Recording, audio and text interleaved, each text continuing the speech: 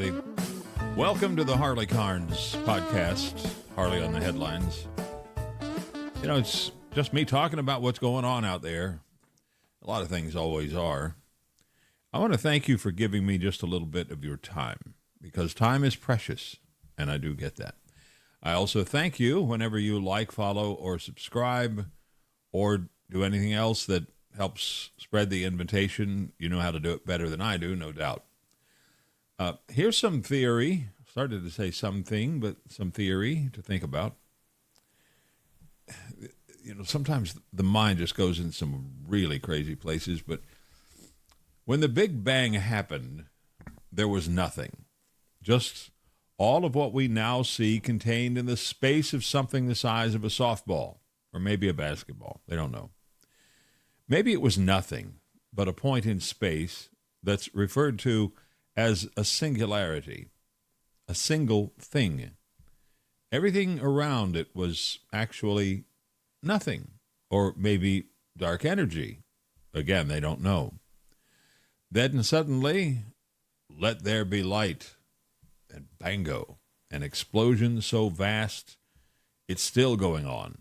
Now, if an explosion does not end until all the bits and pieces land, then the Big Bang is continuing, because we know the universe is still expanding. It's getting bigger, still being pushed outward from wherever the center is by the force of the explosion. That's a little bit interesting, isn't it? We can't see it all because, for one thing, we cannot see what is directly behind our own galaxy, the Milky Way. It's too wide and vast and bright. But what we can see, what astronomers call the observable universe, is about 87 billion light years across. That's a pretty fur piece, as the old prospector put it.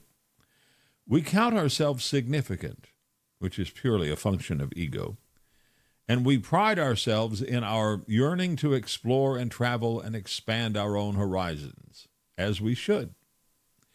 And we talk about doing the Star Trek thing, you know, going where humans have never gone before.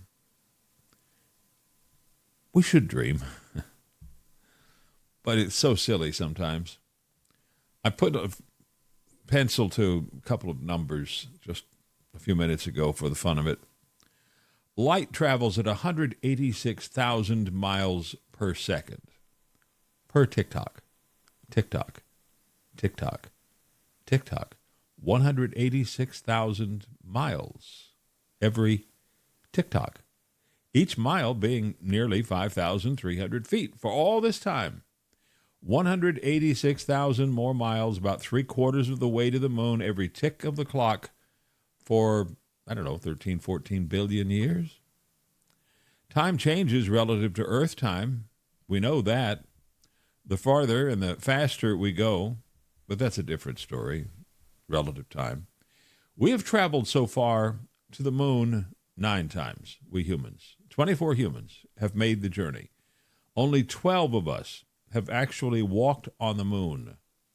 That's the extent of our distance travel. A little less than the distance light travels in 1.5 tenths of 1 second. And it has taken humankind a long, long time to do that. Perspectives adjusted helps us wrap our minds around things in different ways. Mars' distance from Earth varies because both of our planets make elliptical, not round orbits of our own personal star. The distance varies from 250 million miles down to about 35 million miles. Scientists consider the average to be about 140 million miles. It'll take us a few months in one of our ships to sail that far on the vastest ocean of all. It takes light a little more than 12 seconds to get there from here. And we like to talk about traveling to distant stars, looking for a planet that, like ours, has plenty of water and breathable atmosphere. You know, like Captain Kirk. Well, the nearest star system that might harbor such a planet, oh man, forget about it. Forget about it. Here's hoping we get there someday. But here's the thought. Astronomers have found so far about 50 rocky planets like ours that could support life. They've found hundreds and hundreds, but there are about 50 they think that might actually work. And one of the best candidates is in what's called the TRAPPIST-1 star system. 3 of the 7 planets there might work. They are celestially kind of close, only 40 light years away, only 234.6 trillion miles. We have never traveled faster than about 25,000 miles an hour in space.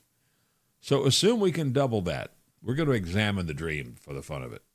Assume first that we can solve the riddle of surviving in space without an atmosphere to filter out the deadly rays that would otherwise cook us like we have here on Earth. Thank God for our atmosphere, or we wouldn't be here. Our travel time to our new home is roughly 535,680 years. Which means this. 535,000 years ago, we were not yet Homo sapiens. We were Homo heidelbergensis. We were beginning to form complete social structures, families, maybe clans. We were beginning to develop tools, and we lived in Africa and parts of Europe. It was a transition period from early hominins to a more modern human species. We, the Homo sapiens, didn't appear until 300,000 years ago. So this was way before we even developed. In other words, getting from here on Earth to our first best prospect for a Captain Kirk Star Trek Class M planet would require us to travel in a spacecraft for far, far, far longer than we have existed as a species, digging in the dirt with our hands and with sticks for roots and tubers, trapping some fish maybe in shallow pools and trying to kill for food with rocks and sticks. 535,000 plus years. Our best, most preserved, and rarely used vehicles are a few decades old. We're going to build a ship big enough and capable enough to travel that long and that far and to support as many generations of people as we have seen since the caves, and grow the food and educate ourselves and just stay alive that long. We're going to create an agricultural section that produces the food and nutrition we need without wearing out the soil that we take with us. And we'll produce water, a good and continuous supply of water in our ship for 535,000 years. We're going to build such a ship, an ark, if you will, and stop off along the way at asteroids and other celestial bodies, picking up raw materials to continue building and repairing our ship, all while avoiding space debris that is out to turn the whole thing into drifting shrapnel. We're going to do all of that and much, much, much, much more, and keep our bodies strong and not emaciated by living in partial gravity at best, so that when we emerge from our big ship, changed in ways we cannot imagine, we will be ready for the rigors of living on and maybe conquering our way to enough space, some TRAPPIST ground on which to live. We can dream. Dreaming is important. It's just sad that none of us, absolutely none of us, will be around to see any of it. Now, is that kind of a bummer? I mean, it is for me. I mean, it is kind of a bummer because I love space flight. I love the whole idea of it because it expands what we do. But it shouldn't really be a bummer. It should cause all of us to take a minute, just look out the window and appreciate this gift for what it is. This planet will survive for thousands and thousands more years until our star ages and grows and consumes it. Life will continue here in some form for big chunks of time yet to come. Whether we will, well, that's a real good question. Can't we just make the most of this, protect this spaceship called Earth, learn to get along, stop trying to kill each other over the dumbest of dumb shit stuff imaginable? Can't we all just get along, as St. Rodney of the Angels City once said? 535,000 years. Hey, it'll be here before we know it. So does E.T. exist? Are extraterrestrials here? I don't know. God, I hope so. I just wish they'd come in, cop a squat, get some coffee or tea with us, and give us some answers. Meantime, we take a look at the headlines of the day. We see an oil spill that pollutes the Gulf of America for hundreds of miles and makes the beaches nasty and kills fish and birds. Democrats in the Senate finally agree to approve funding for most of Homeland Security, including TSA, which should help get rid of the hours-long lines at airport security checkpoints. But they don't want to fund ICE because they keep the borders secure. I mean, those people have become stupid. I don't get it. I don't. President Trump has put off bombing Iran's electric power plants because he doesn't really want to do that, even though they would really, really like to kill all of us. A 14-year-old kid named Dean Roy is running for governor of Vermont. They'll allow that. He says he's been wanting a career in politics ever since the 8th grade. Last year, he'll be on the general election ballot in November. They'll allow that. Younger than age 18 in Vermont. No, he can't shave yet, or drive a car, or join the military, or buy a drink. But he's a third-party candidate of the Freedom and Unity Party. Oh, and there's a study at Stanford University that says there are two things, the top two things that you could, and of course they think should, do to help the climate. Number one, avoid traveling on an airliner because it uses so much fuel and produces so much exhaust. And number two, choose not to have a pet dog because Stanford says dogs are bad for the environment. Why? Well, because they eat meat. Eating meat, bad. Bad because farm animals like cows fart and belch a lot and release methane into the atmosphere. And in some parts of the world, forests are denuded to make way for meat farms. So that's bad twice.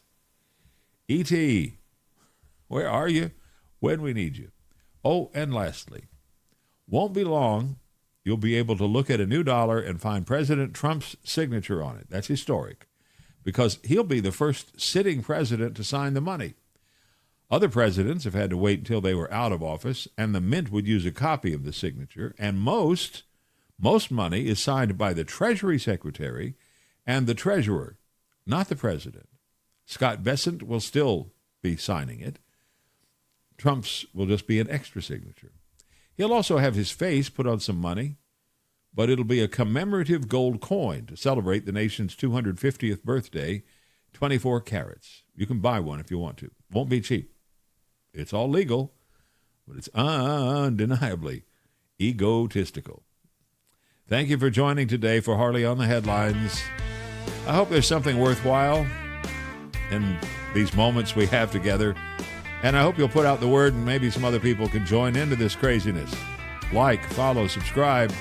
Send some emails, please. I would sure appreciate it. In the meantime, I am Harley Carnes. We'll talk again. And until then, as I like to tell you, do yourself a real favor.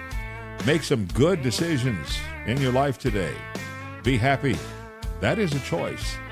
And fly safe. It's the only way to get there.